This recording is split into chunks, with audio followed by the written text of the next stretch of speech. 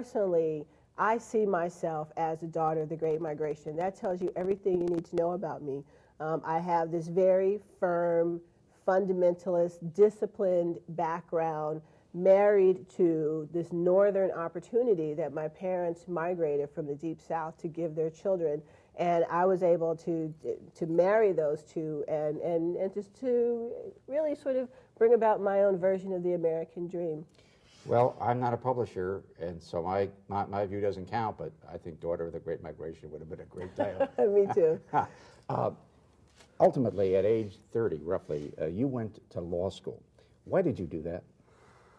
Oh, I had big reasons and I had little reasons. Some of the little reasons were that I had had such a checkered educational past, and I had had such yearnings mixed with such self-hatred and low self-esteem.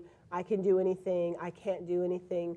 And I'd always loved school. And by the time, I think I was 33 when I started law school, by then there had just been so much water under the bridge for me intellectually and experientially and in terms of my own maturity that I thought law school would be a lot of fun. And I really that was my idea. Instead of going to Disneyland, I'm going to go to law school. It was the pure intellectualism of it.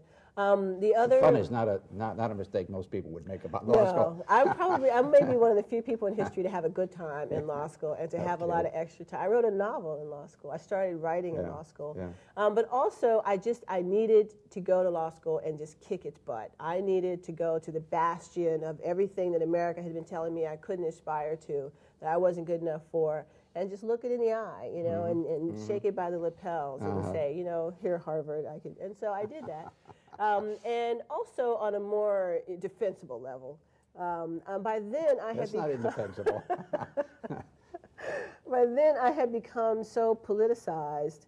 I had been radicalized at one point, but then I sort of swung back to merely politicized about social issues and race and gender, but most of all class.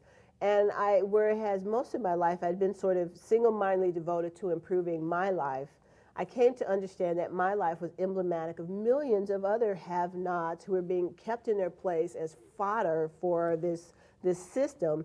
And I really wanted to, beyond keeping my own belly full, I really saw a need for people like me to get in there and fight for people who were voiceless and who had no purchase on this system in every way, legal, capitalistic, the police state, who are just pawns. And I thought people like me, I can bring something to this discussion.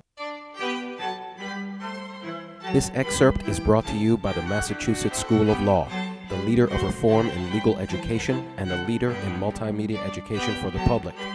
To view the full interview and for a full listing of MSL's programs, log on to mslaw.edu.